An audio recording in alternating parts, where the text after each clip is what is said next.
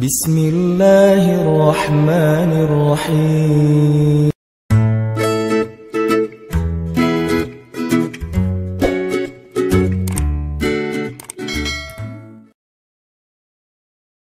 Kalau kita merasa kecewa dengan makhluk, kecewa dengan manusia, kecewa sama teman, kecewa sama pasangan, kekecewaan yang masih wajar, maka yakinlah Allah gak akan pernah ngecewain kita. Kadang kita bahkan bisa kecewa kepada orang tua kita sendiri. Kadang seorang ayah, ibu kecewa kepada anaknya. Kadang saudara kecewa kepada saudara, adik, kakaknya. Itu hal yang wajar, itu manusiawi. Tapi Allah gak pernah ngecewain hambanya. Ma wadda'aka rabbuka wa ma qala. Pernah dibenci sama orang tanpa alasan? Pasti pernah. Pernah membenci orang lain tanpa alasan? Mungkin pernah. Tapi Allah gak.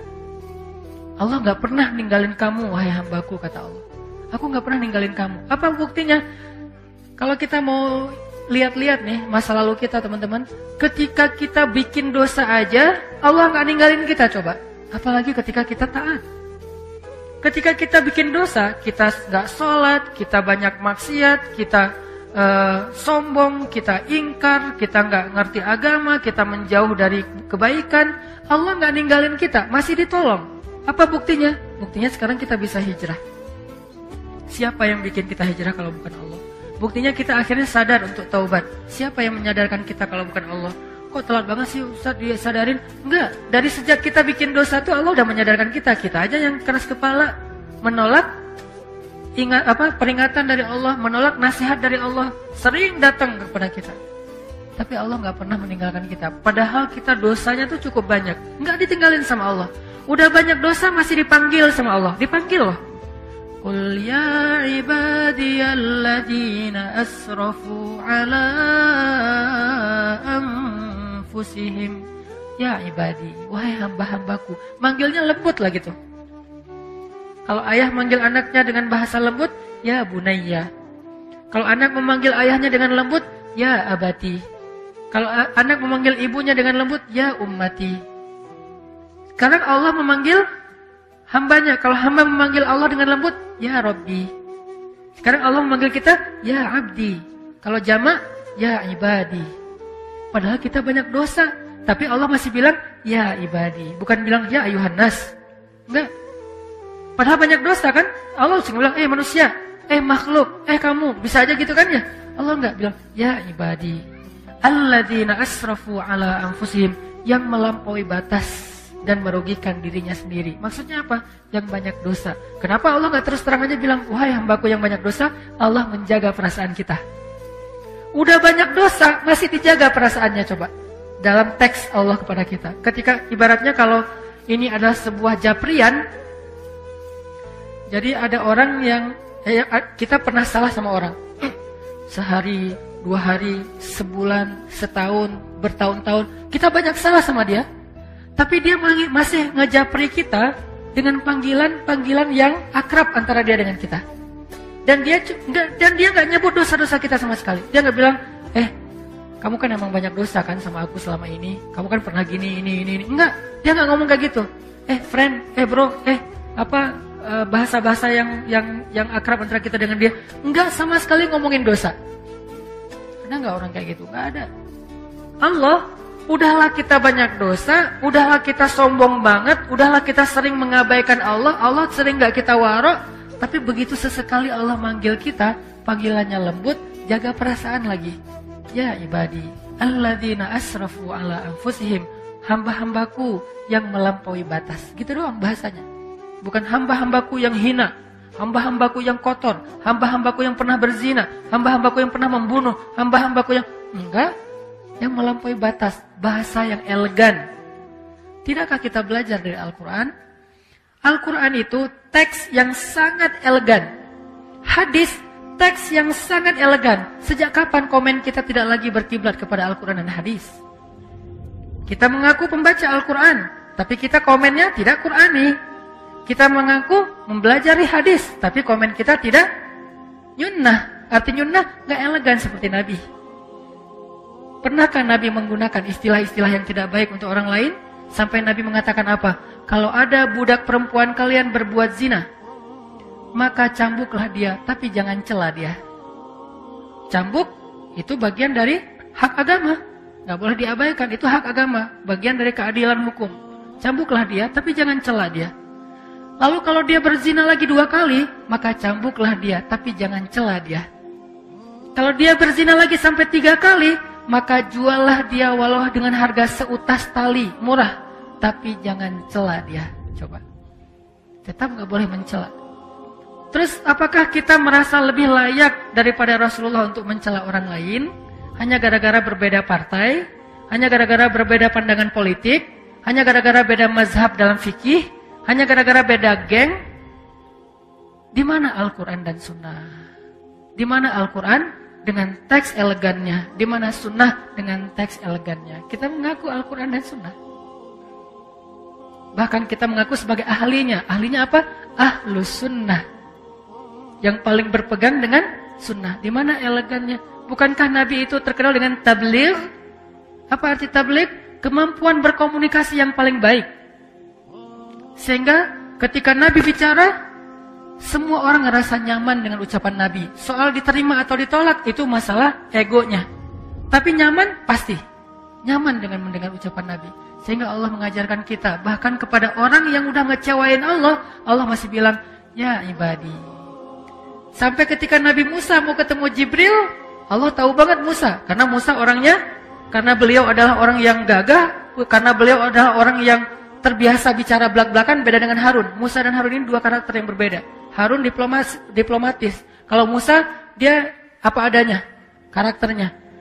Karena Allah tahu kayak gitu, akhirnya Allah bilang, waqula lahu qawlan layyinan. Nanti kalau ketemu Firaun, jangan lupa ya, ngomongnya pelan-pelan aja. Ya Allah. Layyin, yang lembut, yang santun, jangan marah-marah. Ketemu siapa? Firaun. Apakah kita lebih rendah dari Firaun? Sehingga kita layak untuk dimarahi atau kita memarahi orang lain? Apakah teman kita hanya beda masalah sepele, dia lebih jelek dari Firaun? Enggak. Kalau ke Firaun aja dibilang, qula lahu qawlan layyinan. Lalu siapa yang kita ajak bicara? Sejak kapan istri kita boleh kita sebut dengan ucapan yang buruk? Sejak kapan suami kita boleh kita sebut dengan ucapan yang buruk? Sejak kapan ulama kita boleh kita panggil dengan ucapan yang buruk? Bahkan menyebut kata si saja tidak pantas untuk ulama atau orang yang berdakwah. Apakah dia lebih rendah daripada Firaun? Hanya gara-gara beda mazhab dan persepsi tentang masalah agama? Tidak. Jadi Allah kepada orang yang marah, kepada orang yang mengecewakan Allah aja, Allah bilang, ibadi alladzina asrafu ala anfusihim.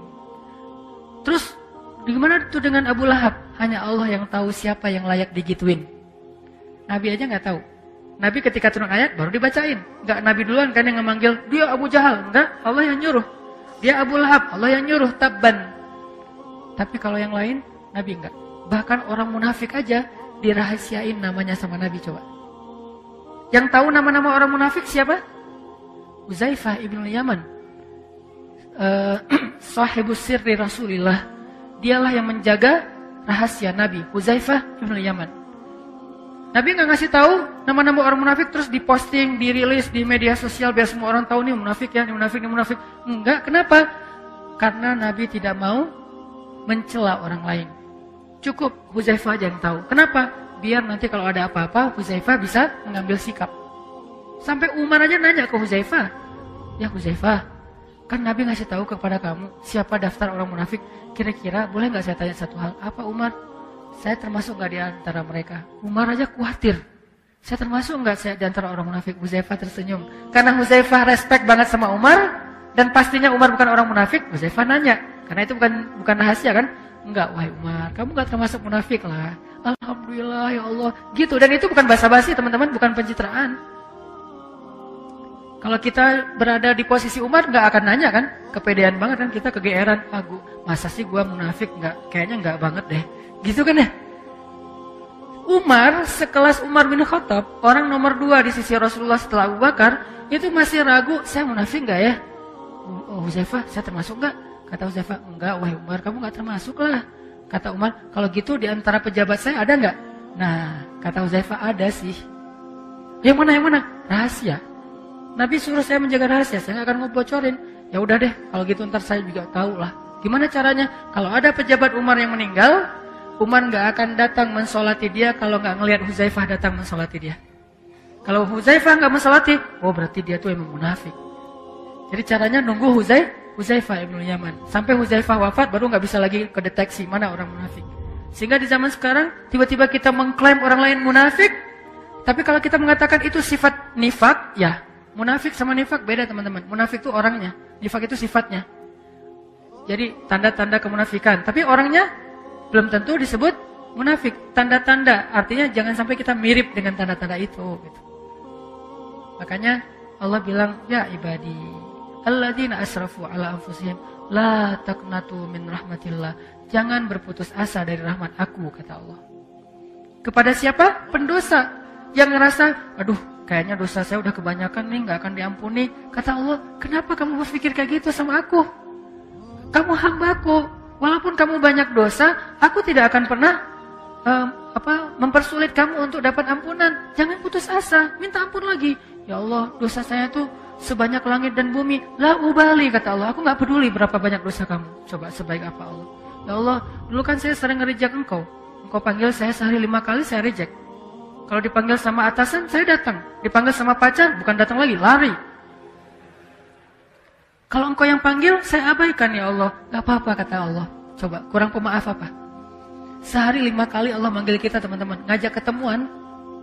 Gimana bahasa Allah ngajak ketemuan? Hayya 'alas shalah.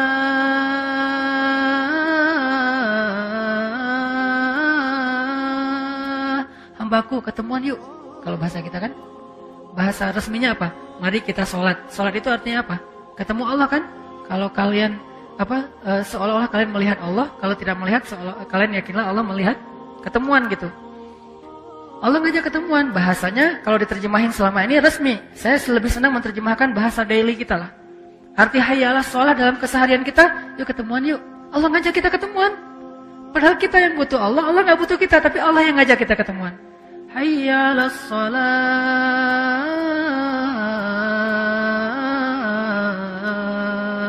Yuk ketemuan yuk, Allah panggil. Lembut lagi panggilannya, kecuali muazinnya lagi ngambek.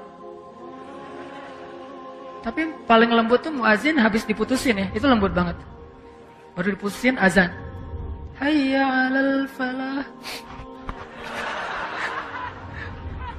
Azan paling baper tuh, habis diputusin.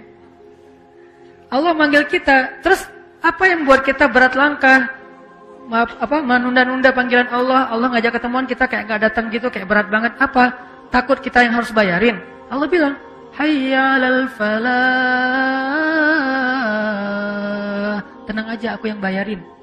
Kalau bahasa kita, falah itu apa? Untung, kamu gak bakalan rugi, tenang aja. Gak kamu kok yang bayarin, aku yang traktir, aku yang kasih kerjaan, aku.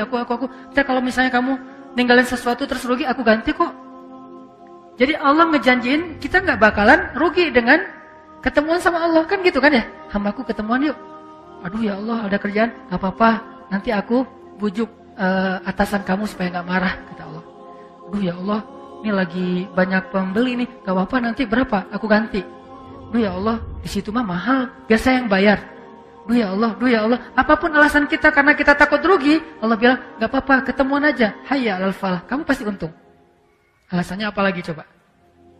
Allah ngajak ketemuan, Allah ngejamin kita gak bakalan rugi. Jadi kalau bahasa kita, hambaku ketemuan yuk. Gak usah khawatir, aku yang bayarin.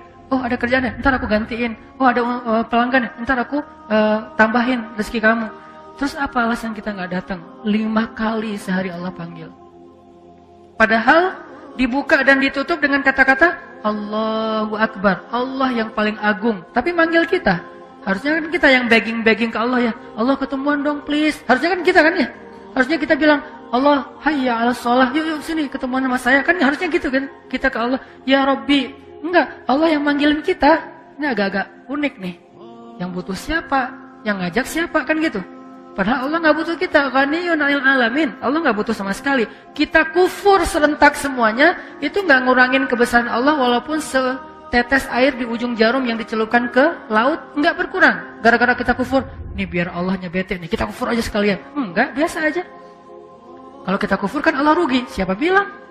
Oh ya udah, biar Allah tambah mulia, kita taat aja. Enggak, ketaatan kita enggak bikin Allah lebih mulia. Nggak bikin Allah kekuasaannya bertambah. Karena kita nggak ngaruh buat Allah. Mau taat, mau kufur, nggak ngaruh buat Allah. Sama sekali nggak ngaruh. Terus ngapain Allah manggil kita? Murni karena sayang. Bukan karena butuh. Ibu kita baik-baik ke kita, wajar. Karena sayang plus berharap suatu saat kita jadi anak yang berbakti, anak yang ngedoain orang tua, anak yang nanti akan menjaga orang tua, kan gitu kan? Sayang plus ada harapan. Tapi kalau Allah sayang doang, nggak pakai ada harapan-harapan apapun. Cuman kasihan aja sama kita, sayang aja sama kita. Nggak mau kita rugi, nggak mau kita celaka, nggak mau kita hina.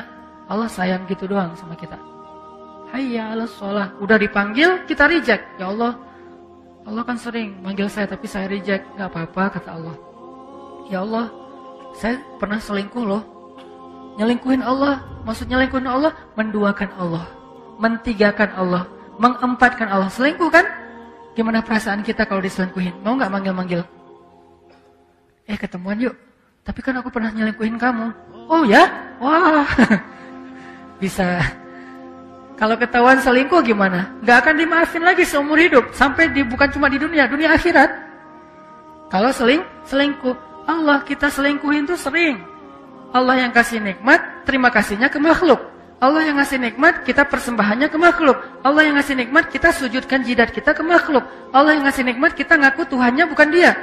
Bukankah ini bagian dari kita menduakan, mentigakan dalam konsep Islam?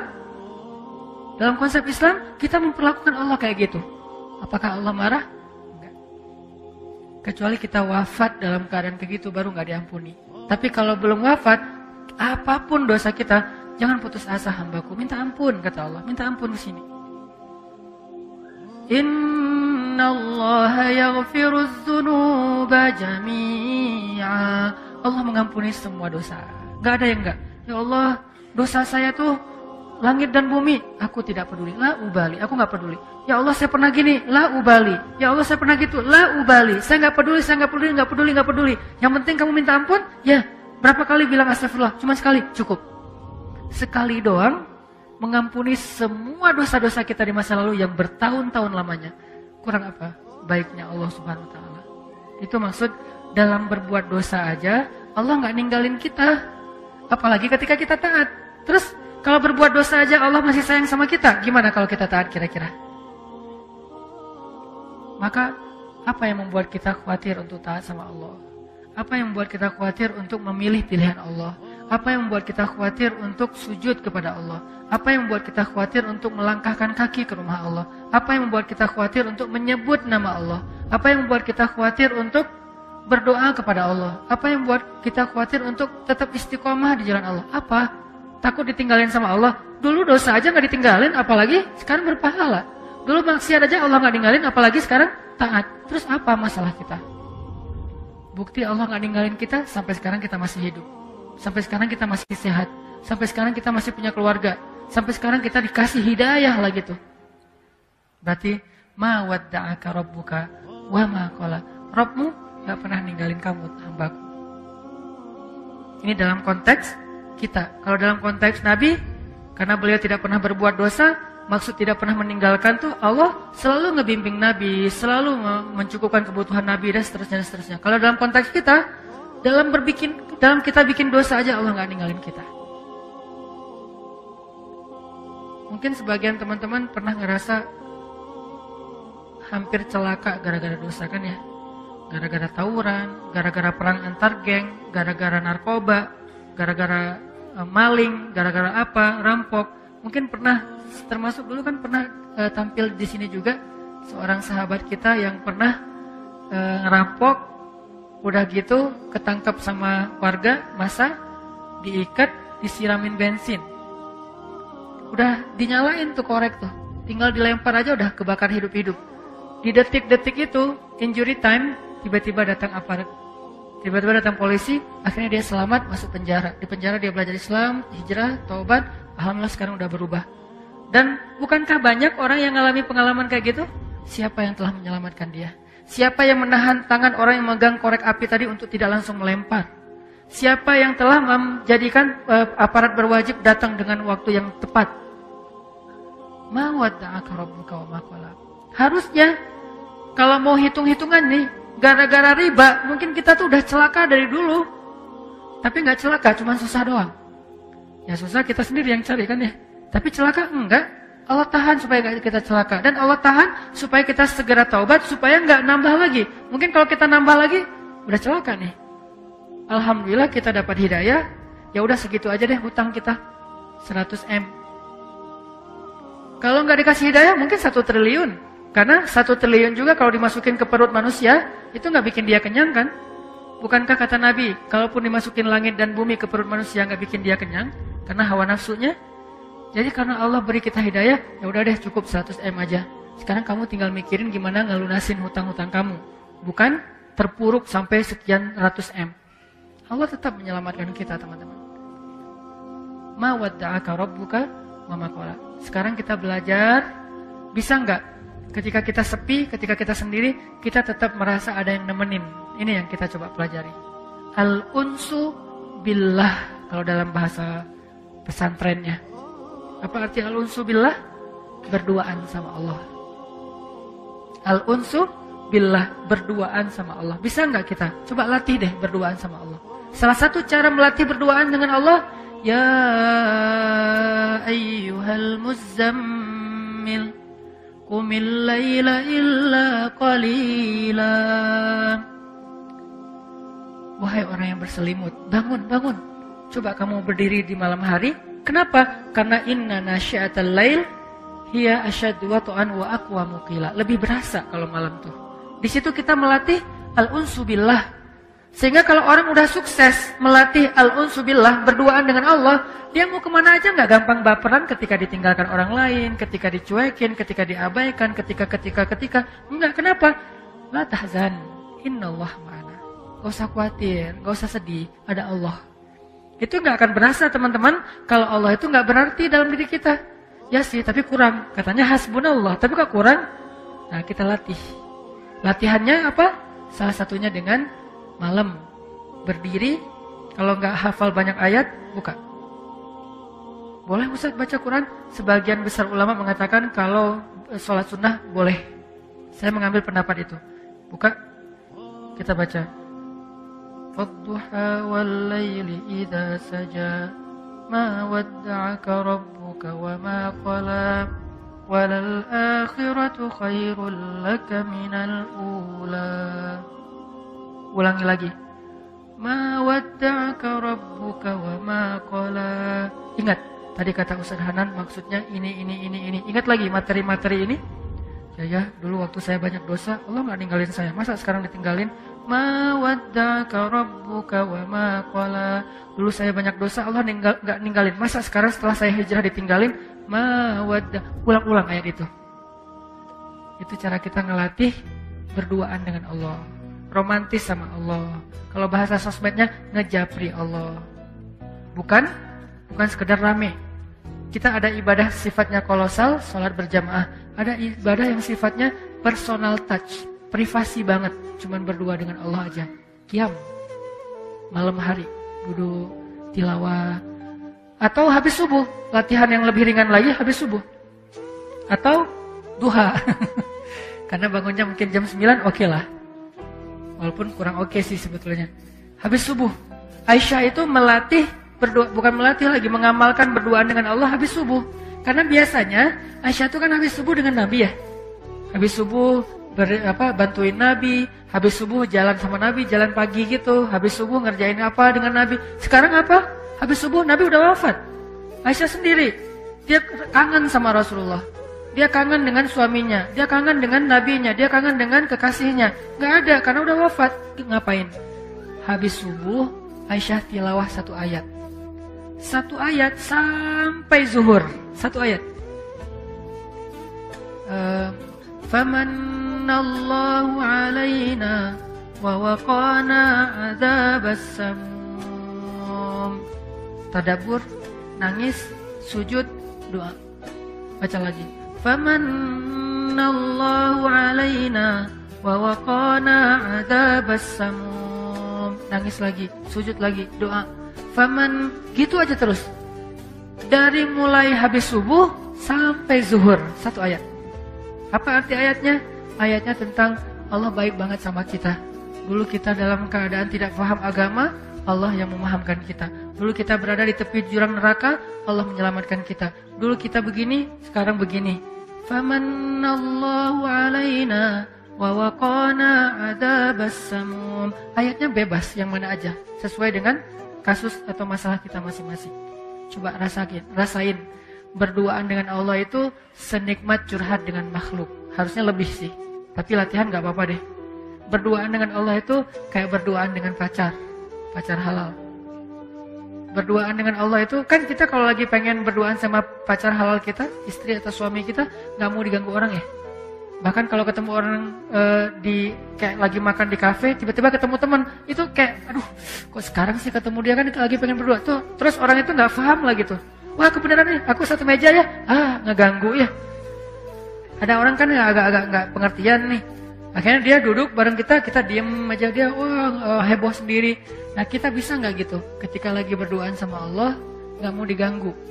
Ada waktu seperti itu. Tapi ada waktunya kita memang dengan makhluk, dengan manusia, hablum minan nas. Tapi ini ada waktunya pengen berduaan aja sama Allah. Sampai Nabi juga ketika mau berduaan sama Allah, Nabi di masjid, nggak di rumah sholatnya. Padahal kalau di rumah bisa aja, tapi beliau ke masjid biar nggak ada yang gangguin. Ini teman-teman, ma wadda'aka rabbuka wa ma qala. Insyaallah pada kesempatan yang akan datang kita lanjutkan kalimat yang lain dari surat Al-Tuha. Mudah-mudahan satu demi satu ayat yang kita pahami ini bisa jadi fast charging iman kita. Kan fast charging itu nggak butuh panjang-panjang ya.